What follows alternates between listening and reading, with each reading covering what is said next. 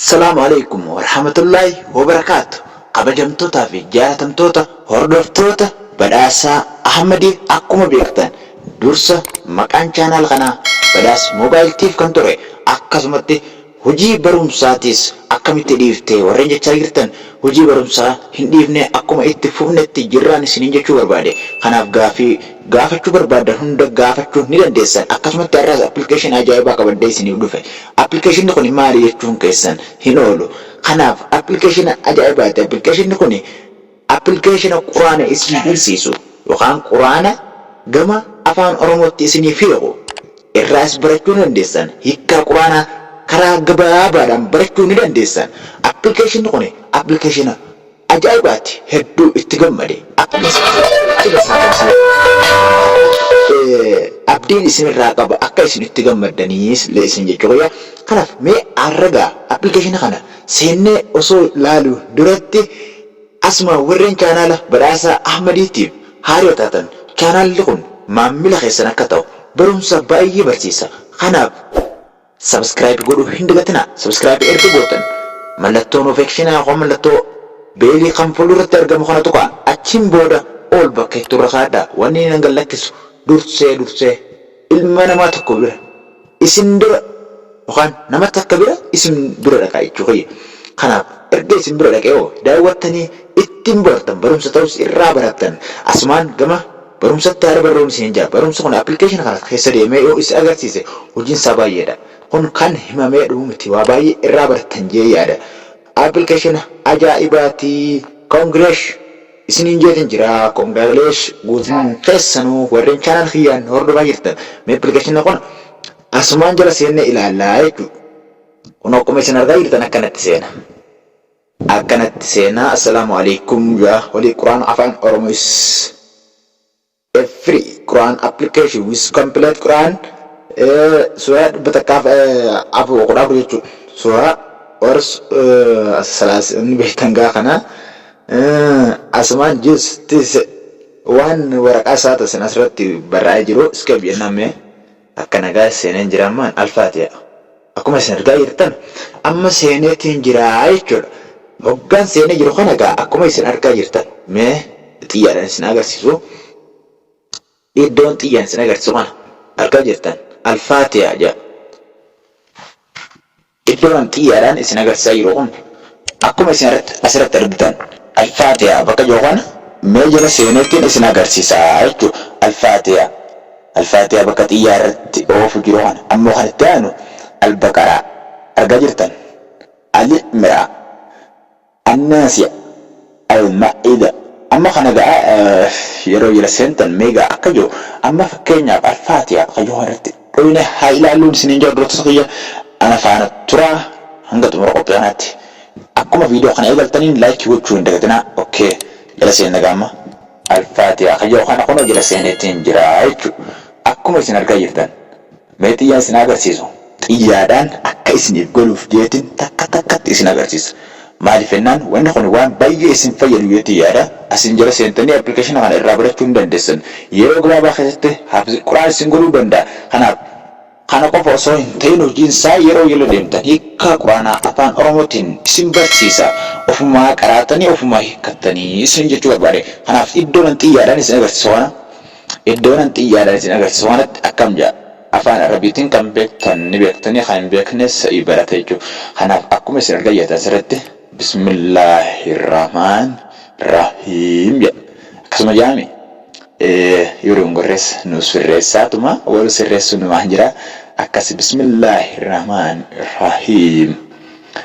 Akkam jaame ama afaan oromootiin asuma irratti argaa jirraami.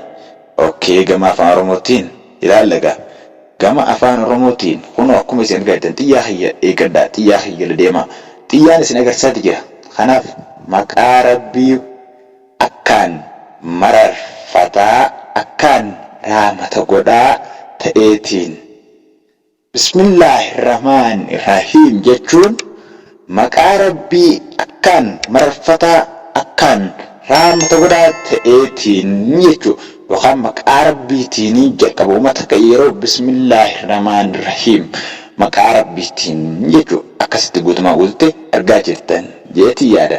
Akkasi gaa wanni kun hedduu waa irraa bartanii irraa hubattanii application ajaa'ibaati. Application addaati barumsa baay'ee of keessaa qaba. Kana qofa osoo hin ta'in barumsa isaa takka takkatti jedha seeneetti isin agarsiisa. Okay, dhiifama sagalee iddoo qilleensaa wayii takka jira. Qilleensi wayillee isin jechuun hojii yaada. Kanaaf iddoo inni itti aanu kan xiyya sadii qabu kunis yoo jala seentan akkasumatti ajandaa biraa of keessaa qaba. Kanaaf isa itti aanus akkuma isin argaa kan inni xiyyaadhaan isin agarsiisaa jiru jechuudha. Akkuma isin agarsiisaa jiru kana xiyyuma kanarra yoo deemtan isin barumsa kana karaa gabaabaadhaan barachuu ni dandeessan jee xiyyaadha. Akkas iddoon xiyyaadhaan isin agarsiisaa jiru kun amma kan lammaffatti gabbuuneeti jirra. Lammaffatti gabbuunee yeroo jirru alhamdulillahi rabbil aalamiin jedha. Akkasuma yaame alhamdulillahi rabbil aalamiin. Hiika isaa gama afaan oromootiin akkuma isin argaa jirtan asumarratti xiyyaa kan jala deemaa isinin jedha. Faaruun hundi kan rabbii gooftaa aalamaati. Faaruun hundi kan rabbii gooftaa aalamaati jedha. Akkasuma yaame akkasi wanni kun waan bareedaa barumsa baay'ee of keessaa qaba. Haalan natti yookaan tole itti gammadeen isinis itti gammaddan jeen abdii isinii irraa qabaa. Waan bareedaadha jala seenaadha. Maqaa chaanaala kanaatis asumaan hin dagatinaa waliif sheer godha. Badhaasaa Ahmadii abbaa feetaniif sheer gootanii akka nan dhufee viidiyoo kanarraa baratee barumsa kun barumsa haalaan namatti tolu namni keenya gama barumsaatiin duratti deemu qabaan jaa. Akkasumatti meeqan sadaffaa irratti Ar-Rahmaan Ar-Rahiim Ar-Rahmaan Ar-Rahiim Ar-Rahmaan Rahiim Ar-Rahmaan Rahiim. Hiika isaa gama afaan oromootiin akkuma isin argaa jirtan hordoftoota kiyya kabajamuuf jaalatamoo kan akkaan kabajuu akkaan bakka guddaa qabuuf akkaan mararfata akkaan raamata godhaa jechuudha. Ar-Rahmaan Rahiim Ar-Rahmaan Rahiim Ar-Rahmaan Rahiim. Ar-Rahmaan Rahiim jechuun akkaan mararfata akkaan raamata godhaa jechuudha. Afaan oromootiin asitti isinii fiixeeti jira.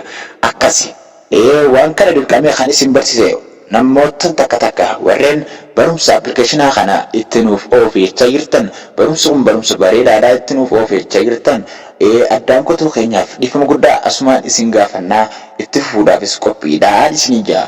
Kunoo akkuma sadaffaa irratti argaa jirtan Maalik Yawmiddiin jedha. Maalik Yawmiddiin abbaa yookaan mootii jechuudha. Abbaa yookaan iddoo hammattuu keessa jiru kun mootii jedha. Abbaa yookaan mootii jechuudha. Guyyaa murtii abbaa guyyaa murtii yookaan mootii guyyaa murtii jechuudha afaan oromootiin. Wanti kun hangam takka itti gammaddan hedduun itti gammade.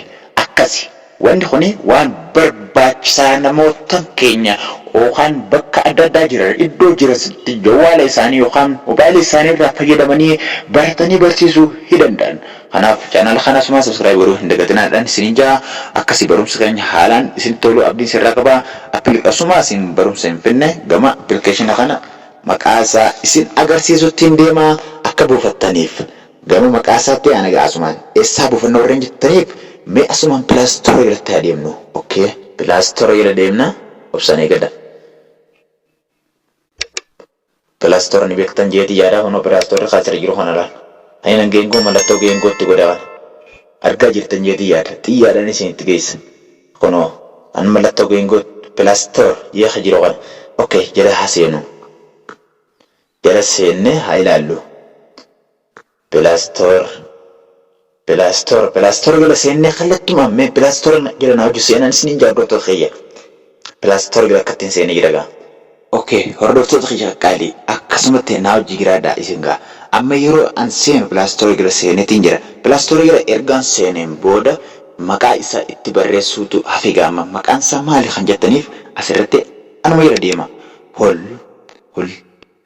haa gootan jechuudha. Haawuma keenya afaan oromootiin ootti aansitan boodaan laafiddan achiin boodoo yaa fidna olii quraan goona gaammatti aansine quraan goone jiraame. Holi Quraan jenneen jirra. Oromootti ansaa boodaan jechuudha. Oromoo kun akkuma isin argaa jirtan barreessin jira. Kun akkasumatti gubbaarratti naaf ba'e. Akkuma anan godhee barreesse kana gootanii barreessuu qabdan.